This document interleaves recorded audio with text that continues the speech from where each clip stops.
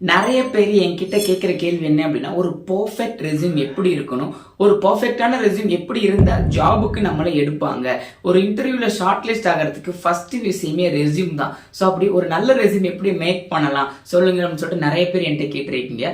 So நான் இந்த வீடியோவில் ஒரு பர்ஃபெக்ட் ரெஸ்யூம் நீங்கள் எப்படி ரெடி பண்ணணும் அப்படின்றத பார்க்க போகிறேன். ரெஸ்யூமில் நீங்கள் என்னென்னலாம் பண்ணணும், என்னென்னலாம் பண்ணக்கூடாது, என்ன மிஸ்டேக்ஸ் பண்ணால் எப்படி அந்த ரெஸ்யூமை அஃபெக்ட் பண்ணும், இந்த இது எல்லாமே கம்ப்ளீட்டாக இந்த வீடியோவில் பார்க்க போகிறோம். ஸோ வீடியோவை மறக்காம கடைசி வரைக்கும் ஃபுல்லா பாருங்க கைஸ். ஸோ நம்ம ஃபர்ஸ்ட் ரெஸ்யூம் ப்ரிப்பேர் பண்றதுக்கு முன்னாடி 2-3 விஷயத்த பார்த்துடலாம். ஸோ நான் இதுல காமனான இதான் கொடுக்க போறேன். இந்த பர்டிகுலர் ஃபீல்டுக்கு இப்படி ரெஸ்யூம் அப்படின்னு இல்லாம காமனா ஒரு ரெஸ்யூம்ல நீங்க என்னென்ன மிஸ்டேக்ஸ் எல்லாம் பண்ணக்கூடாது அப்படின்றதான் மேஜரா அதில் பார்க்க போறோம். ஸோ ஏன்னா வந்துட்டு நான் ஐடியில் ஒர்க் பண்றதுனால ஐடி ரிலேட்டட் மட்டும் போடக்கூடாது இல்லையா, ஒரு சேல்ஸுக்கு அண்ட் தென் வந்துட்டு ஒரு ஃப்ரண்ட் அண்ட் பேக் அண்ட் டெவலப்மெண்ட்டுக்கு இல்லை ஒரு நெட்வொர்க் இன்ஜினியருக்கு ஒரு சப்போர்ட் ரோல் எல்லாத்துக்குமே இந்த ரெஸ்யூம் ஃபார்மேட் வந்துட்டு கம்பல்சரி ஒர்க் அவுட் ஆகும். இது காமனான ரெஸ்யூம் ஃபார்மேட் தான். So let's get into the video guys. நான் புவனேஷ். வீடியோக்குள்ள போகிறதுக்கு முன்னாடி உங்களுக்கு இந்த வீடியோ பிடிச்சிருந்து அப்படின்னா லைக் பண்ணிக்கோங்க. நம்ம சேனலை புதுசாக பார்க்குறீங்க அப்படின்னா சப்ஸ்கிரைப் பண்ணிக்கோங்க. வீடியோவோட எண்டு வரைக்கும் பார்த்துட்டு நம்ம சேனல் எப்படி இருக்குது அப்படின்றத கமெண்ட் செக்ஷனில் மென்ஷன் பண்ணுங்கள் காய்ஸ். என்னோட சோஷியல் மீடியா லிங்க்ஸ் எல்லாமே டிஸ்கிரிப்ஷனில் ப்ரொவைட் பண்ணியிருக்கேன்.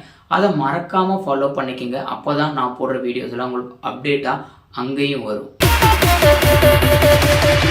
ஃபஸ்ட்டு நம்ம ரெஸ்யூம்ஸ்குள்ளே இல்லை ரெஸ்யூம்ஸில் மிஸ்டேக்ஸ்லாம் பார்க்குறதுக்கு முன்னாடி நீங்கள் ரெஸ்யூம் ப்ரிப்பேர் பண்ண போகிறீங்க அப்படின்னா ஃபஸ்ட்டு நீங்கள் ப்ரிப்பேர் பண்ணுங்கள். ஸோ உங்கள் ஃப்ரெண்ட்ஸ்கிட்டயோ லைக் வந்து என் ஃப்ரெண்ட்ஸ் ரெஸ்யூம் அப்படியே இருக்காது நான் அப்படியே காப்பி அடிக்கிறேன்டா அப்படின்னு சொல்லிட்டு பண்ணாமல் நீங்கள் ஃபஸ்ட்டு ரெஸ்யூம் நீங்கள் ப்ரிப்பேர் பண்ணுங்கள். அது எனக்கு வேர்டு தெரியல என்ன ரீசன் வேணால் சொல்லலாம். இப்போ வந்துட்டு நீங்கள் ஆன்லைனில் போட்டாலே நிறைய டெம்ப்ளேட் வருது, அதுக்கு தகுந்த மாதிரியே நீங்கள் எடிட் பண்ணிக்கலாம், மாற்றி டைப் பண்ணிக்கலாம். ஸோ அதனால் கம்பல்சரி உங்களோட ரெஸ்யூமை நீங்க ரெடி பண்ணுங்க, நீங்க டைப் பண்ணுங்க. எதனால அப்படின்னா உங்களுக்கு மோஸ்ட்லி இன்டர்வியூக்கு போகும்போது அந்த ரெஸ்யூம்ல இருந்து தான் கொஸ்டின்ஸ் கேட்பாங்க. ஸோ அப்படி கேட்கும்போது நீங்க அந்த ரெஸ்யூம்ஸ்ல டைப் பண்ணிருக்கீங்க அப்படின்னா உங்களுக்கு ஆன்சர் பண்ண முடியும். இல்லை அப்படின்னா உங்க ஃப்ரெண்ட்ஸோ இல்லை உங்களோட ரிலேட்டிவோ யாராவது ரெடி பண்ணி கொடுத்துருக்காங்க அப்படின்னா உங்களுக்கு வந்துட்டு அவங்க என்ன போட்டாங்கன்னு அவங்களுக்கு தான் தெரியும், அதோட அப்ஜெக்டிவ் கூட உங்களுக்கு தெரியாது. ஸோ அதனால் உங்களோட ரெஸ்யூமை கொஞ்ச நாள் டைம் கூட எடுத்துக்கோங்க, அதுக்கு நீங்கள் க்ரியேட் பண்ணுங்கள். இது வந்து உங்களுக்கு ரொம்பவே பெட்டராக இருக்கும் ஸ்டார்டிங் டைமில் ரெஸ்யூமை இல்லை ஜாபுக்கு போகும்போது. ஏன்னா ரெஸ்யூமை வச்சு மட்டும்தான் நீங்கள் இன்டர்வியூ கால் பண்ணுறாங்களா இல்லையான்றது தெரிய வரும். அதனால் உங்களோட ரெஸ்யூமை நீங்கள் ப்ரிப்பேர் பண்ணுங்கள். ஏன்னா அதில் இருந்தால் கொஷின் கேட்க போகிறாங்க, அதில் இருந்தால் உங்களோட லைஃபுமே டிரான்ஸ்ஃபார்ம் ஆக போகுது. அண்ட் ஜாபுக்கு அப்ளை பண்ணுறீங்க அப்படின்னா உங்களுக்கு 2-3 ரெஸ்யூம் ஆகுது தேவைப்படும்.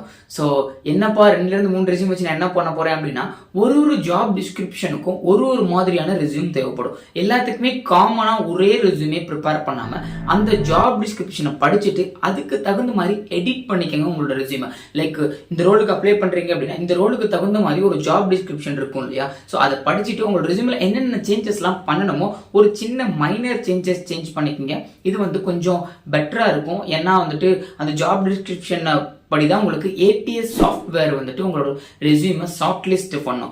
ஏடிஎஸ் சாஃப்ட்வேர்னா அதுக்கு முன்னாடி நான் வீடியோவில் நிறைய டைம் சொல்லியிருக்கேன், அப்ளிகேஷன் ட்ராக்கிங் சிஸ்டம். இதுதான் உங்களோட ரெஸ்யூமை ஃபர்ஸ்ட் ஷார்ட் லிஸ்ட் பண்ணும், அதுக்கப்புறம் தான் ஹச்ஆரே பார்ப்பாங்க. ஸோ இதில் இந்த வீடியோ ஃபுல்லாகவே ஏடிஎஸ் ஃப்ரெண்ட்லியாகவும் நீங்கள் எப்படி எல்லாம் ரெஸ்யூம் மேக் பண்ணணும் அப்படின்றதுமே இந்த பாயிண்ட்ஸ் எல்லாம் வந்திருக்கும். உங்களோட நீங்கள் எதெல்லாம் பண்ணணும் பண்ணக்கூடாது அப்படின்றதுல. ஸோ ஃபஸ்ட்டு நீங்கள் ஏடிஎஸ் ஃப்ரெண்ட்லியாக ரெஸ்யூம் வந்துட்டு ரெடி பண்ணிக்கணும். அண்ட் தென் வந்துட்டு நீங்கள் உங்கள்கிட்ட ஒரு 2-3 ரெஸ்யூம் கம்பல்சரி இருக்கணும்.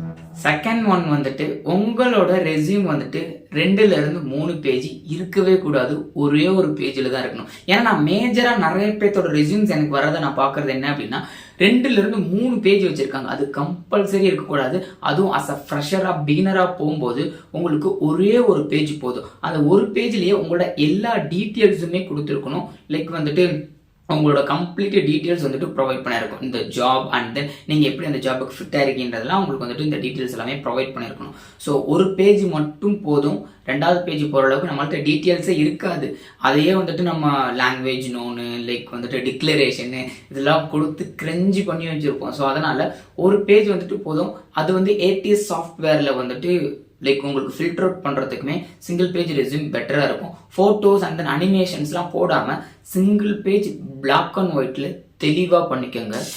தேர்ட் ஒன் எல்லாருமே பண்ணுறது don't lie your resume. So ரெஸ்யூமில் பொய் சொல்லாதீங்கன்னா அவங்களுக்கு ஜாவானா என்னன்னே தெரியாது, பைத்தான்னா என்னன்னே தெரியாது. ஜாவா, பைத்தான், எஸ்கியூஎல்னு சொல்லி போட்டு வச்சிருப்போம், இல்லை சேல்ஸில் எனக்கு அது தெரியும் அப்படின்னு சொல்லி போட்டு வச்சிருப்போம், டேட்டா அனாலிசிஸில் எனக்கு வந்துட்டு இந்த மாதிரி இவ்வளோ ஸ்கில் இருக்குது அப்படின்னு சொல்லி போட்டு வச்சிருப்போம். ஸோ உங்களோட ரெஸ்யூமில் உங்களோட ரெக்ரூட்டர் கிட்ட பொய் சொல்லாதீங்க. எப்படியே இருந்தாலும் மாட்டிப்போம். ஷார்ட் லிஸ்ட் ஆனாலும் இன்டர்வியூக்கு போய் உட்காரும் போது உங்களோட ரெஸ்யூம்ல இருந்து தான் கொஸ்டின் கேட்பாங்க. ஸோ அதனால அதில் இருந்து உங்களுக்கு ஒரு பேசிக் தெரிஞ்சா கூட போதும், பேசிக் தெரிஞ்சா கூட போட்டுருங்க. ஒண்ணுமே தெரியாம அந்த ரெஸ்யூம்ல போடுறீங்க அப்படின்னா ஈஸியா மாட்டிப்போம். ஃபர்ஸ்ட் ரவுண்ட்லயே ரிஜெக்ட் ஆகிறதுக்கு நிறைய சான்சஸ் இருக்கு. ஸோ அதனால உங்களோட ரெஸ்யூம்ல கம்பல்சரி போய் சொல்லாதீங்க. உங்களுக்கு என்ன தெரியுமோ போடுங்க. தெரியாத அவங்க கொஸ்டின் கேட்குறாங்க அப்படின்னா நான் வந்துட்டு அப்புறமா பார்த்துக்கிறேன், இல்லை வந்துட்டு லேர்ன் பண்ணிட்டு சொல்றேன் சார், நான் கத்துக்கிறேன், அந்த மாதிரி நீங்க ஒரு பாசிட்டிவ் நோட்ல சொல்லுங்க. தெரியாத திங்ஸ் டோன்ட் ஆட் எனிதிங். உங்களுக்கு தெரியாத விஷயத்த ஆட் பண்றீங்க அப்படின்னா உங்க மேலதான் அது நெகட்டிவ் மார்க்கா போகும். Fourth one, don't include unnecessary details. So என்ன அப்படின்னா உங்களோட மார்ஷியல் ஸ்டேட்டஸு, உங்களோட ஊர் அட்ரெஸ்ஸு, அண்ட் தென் உங்களுக்கு இந்த லாங்குவேஜ் தெரியும் அப்படின்றது. ஸோ இந்த மாதிரியான அன்னெசரி டீட்டெயில்ஸ் அவங்களுக்கு தேவையே இல்லை. அதை வச்சு ரெக்ரூட்டர் என்ன பண்ண போகிறாங்க, ஹெச்ஆர் என்ன பண்ண போகிறாங்க. ஸோ அது அவங்களுக்கு தேவையே கிடையாது. நீங்கள் எந்த லொக்கேஷன்லேருந்து லைக் நீங்கள் ஜாப் அட்டன் பண்ணுறீங்களோ, பெங்களூரா சென்னையா அப்படின்றத போடுங்க, அது ஓகே. உங்களுக்கு என்ன லாங்குவேஜ் தெரிய போகுதுன்னு அவங்களுக்கு எதுவும் பண்ண போகிறது இல்லை. ஏன்னா காமன் லாங்குவேஜ் இங்கிலீஷ் தான் பேச போகிறாங்க. ஸோ இந்த மாதிரியான அன்னெசரி டீட்டெயில்ஸ், மார்ஷியல் ஸ்டேட்டஸ்லாம் தெரிஞ்சுட்டு யாருமே எதுவும் பண்ண போறதில்லை. அன்னெசரி டீட்டெயில்ஸ் போடவே போடாதீங்க. அன்னெசரி போடுறதுனால உங்களோட ரெஸ்யூம் வந்துட்டு மோஸ்ட்லி எதுக்கு ஃப்ரெஷர் போடுறாங்க அப்படின்னா, எனக்கு எழுதுறதுக்கு கண்டென்ட் இல்லை, என்ன எழுதுறதுனே தெரியல, 1/2 பேஜ் தான் என் ரெஸ்யூம் வருது, அதுக்காக இந்த டீட்டெயில்ஸ் எல்லாம் ஆட் பண்றேன்னு சொல்றாங்க. ஸோ அந்த மாதிரிலாம் ஆட் பண்ணாம நீங்க கொஞ்சமா திங்க் பண்ணி பாருங்க, எது இதெல்லாம் நெசசரி டீட்டெயில்ஸ், இது வரைக்கும் நான் என்னென்ன அக்காம்ப்ளிஷ் பண்ணியிருக்கேன், அச்சீவ் பண்ணியிருக்கேன் அப்படின்ற மாதிரி ஒரு 1 வீக் உட்காந்து திங்க் பண்ணி பார்த்தீங்க அப்படின்னா இதெல்லாம் பண்ணியிருக்கோம், இதெல்லாம் நம்ம ரெஸ்யூம்ல ஆட் பண்ணா நம்மளோட கெரியருக்கு பெட்டரா இருக்கும் அப்படின்றத நீங்க கம்பல்சரி மென்ஷன் பண்ணுங்க. அண்ட் தென் irrelevant-ஆன எக்ஸ்பீரியன்ஸுமே ஆட் பண்ணாதீங்க. உங்களுக்கு நீங்கள் வேறு ஏதாவது ஒரு இடத்துல எக்ஸ்பீரியன்ஸ் இருக்குது, ஆனால் இப்போ நான் அப்ளை பண்ணுற ரோலுக்கு ரெலவெண்ட்டே இல்லை அப்படின்னா அதையுமே ஆட் பண்ணாதீங்க. அதுவுமே வேஸ்ட்டு தான். அது கொஞ்சம் கொஷின் டீப்பாக கேட்பாங்க அந்த டைமில், ஏன் வந்தீங்க, ஏன் சேஞ்ச் பண்ணீங்கன்னு சொல்லிட்டு. அப்போ உங்களால் வந்துட்டு அதை ஹேண்டில் பண்ணுறதுக்கு கொஞ்சம் கஷ்டமாக இருக்கும். 5th one, spell check and alignment.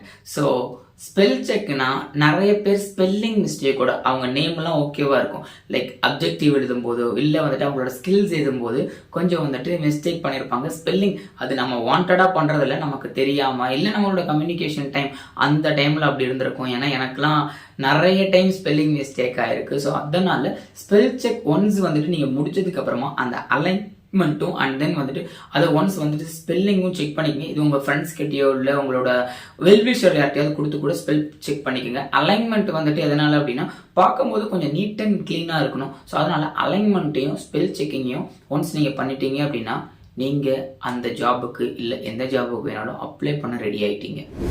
Next one வந்துட்டு ப்ராஜெக்ட்ஸ். ஸோ நீங்கள் எந்த ஜாபுக்கு போனாலும் சரி, நீங்கள் கோருக்கு போனாலும் சரி இல்லை வந்துட்டு நான் கோர் ஜாபுக்கு போனாலும் சரி, நீங்கள் ஏதாவது ஒரு ப்ராஜெக்ட் பண்ணியிருப்பீங்க, அந்த ரோலுக்கு சம்மந்தமாக ஏதாவது projects and then accomplishments achievements பண்ணியிருப்பீங்க இல்லையா. ஸோ அதை நீங்கள் ஆட் பண்ணுங்க. ஒரு 2 to 3 ப்ராஜெக்ட் ஆட் பண்ணுங்க. இல்லை நீங்கள் ஏதாவது அச்சீவ்மெண்ட்ஸ் பண்ணிருக்கீங்க அப்படின்னா 2 to 3 அச்சீவ்மெண்ட்ஸ் ஆட் பண்ணுங்க, அந்த ஜாப் ரிலேட்டடாக, அந்த ரோல் ரிலேட்டடாக. அதை விட்டுட்டு வந்துட்டு நான் வந்துட்டு 1000 மீட்டரில் ஸ்கூலில் வந்துட்டு ஃபஸ்ட்டு வந்தேன், நான் வந்துட்டு உண்டிர் இதில் வந்து இந்த மாதிரிலாம் சொல்லாமல் அந்த ரோல் அண்ட் தென் ஜாபுக்கு ரிலேட்டடாக நீங்கள் என்னென்ன அக்காம்ப்ளிஷ்மெண்ட்ஸ் அச்சீவ்மெண்ட்ஸ் பண்ணீங்க அப்படின்றதையும் ப்ராஜெக்ட்ஸில் நீங்கள் என்னென்னதெல்லாம் ஒர்க் பண்ணியிருக்கீங்க, இதெல்லாம் நான் செல்ஃபாக பண்ண ப்ராஜெக்ட்ஸ் அப்படின்னு சொல்லிட்டு கொஞ்சம் ரிசர்ச் பண்ணி நீங்களே என்னென்ன பண்ணியிருக்கீங்கன்னு பார்த்தீங்க அப்படின்னா உங்களுக்கு கம்பல்சரி தெரியும் காலேஜ் 4 வருஷத்தில் என்ன நம்ம பண்ணியிருக்கோம் அப்படின்னு சொல்லிட்டு. நிறைய பேர் ஒன்றும் பண்ணியிருக்க மாட்டோம், பட் கம்பல்சரி ஜாபுக்கு போகும்போது இந்த இதெல்லாம் பண்ணினா தான் பெட்டராக இருக்கும். ஸோ அதனால் ப்ராஜெக்ட்ஸை ஆட் பண்ணுங்கள்.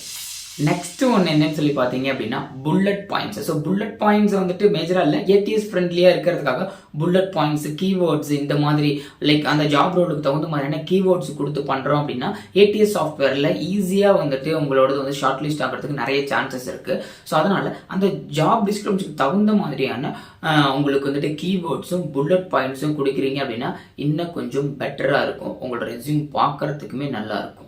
And next last and final one என்னன்னு சொல்லி பார்த்தீங்க அப்படின்னா உங்களோட சாஃப்ட் ஸ்கில்ஸ் ஆட் பண்ணுங்க. சாஃப்ட் ஸ்கில்ஸ் இந்த சென்ஸ் நீங்க எந்தெந்த இதெல்லாம் வந்துட்டு பெட்டரா இருக்கு, டெக்னிக்கல் ஸ்கில்ஸ் விட்டுருங்க, டெக்னிக்கல் ஸ்கில்ஸ் ஆல்ரெடி நம்ம ஆட் பண்ணியிருப்போம், இந்த இதெல்லாம் தெரியும், இந்த இதெல்லாம் நான் ஒர்க் பண்ணியிருக்கேன் அப்படின்னு சொல்லிட்டு. சாஃப்ட் ஸ்கில்ஸ் ஆட் பண்ண மறந்துடாதீங்க. ஃபஸ்ட்டு உங்களோட கம்யூனிகேஷன் ஸ்கில், செகண்ட் ஒன் உங்களோட ப்ரெசன்டேஷன் ஸ்கில்ஸ், அண்ட் தென் வந்துட்டு சாஃப்ட் ஸ்கில்லில் டைம் மேனேஜ்மெண்ட் இந்த இதெல்லாம் கிரஞ்சி மாதிரி ஆட் பண்ணாமல் உங்களோட சாஃப்ட் ஸ்கில்லில் கம்யூனிகேஷன் அண்ட் தென் உங்களோட ப்ரெசன்டேஷன் ஸ்கில்ஸு. ஸோ இந்த மாதிரியான சாஃப்ட் ஸ்கில் ஆட் பண்ணுறீங்க அப்படின்னா ஓகே, உங்களுக்கு ஒரு ப்ரெசன்டேஷன் கேப்பபிலிட்டி இருக்குது, க்ரியேட்டிவ் திங்கிங்காக இருக்கீங்க, ஸோ உங்களால் கொஞ்சம் ப்ரோக்ரஸ் பண்ணி போக முடியும் அப்படின்ற தாட்டில் அவங்க உங்களோட ரெஸ்யூம் லைக் பார்த்துட்டு கேட்கும்போது இதுக்கு ஒரு ஸ்டோரியை ரெடி பண்ணிக்கிங்க. இதெல்லாம் வந்துட்டு இப்படியெல்லாம் வந்துட்டு இந்த ஸ்கில்ஸ் எல்லாம் யூஸ் பண்ணி என் லைஃப்பில் நான் இந்த இதெல்லாம் பண்ணேன் அப்படின்னு சொல்லிட்டு ஒரு ஸ்டோரி ரெடி பண்ணிக்கிங்க. அதுவுமே பெட்டராக இருக்கும் guys. ஸோ இந்த ஒரு டிப்ஸ் தான், இந்த டிப்ஸ் யூஸ் பண்ணி உங்களோட ரெஸ்யூமை ராக்கெட் வேகத்தில் நல்லா ரெடி பண்ணுவீங்க அப்படின்னு நினைக்கிறேன். இதில் எப்படி இருந்து அப்படின்றதையும் கமெண்ட் செக்ஷனில் மென்ஷன் பண்ணுங்க guys. This is Bhuvanesh. Bye guys. Take care. Next வீடியோவில் நம்ம மீட் பண்ணலாம். Do what you love guys. Bye.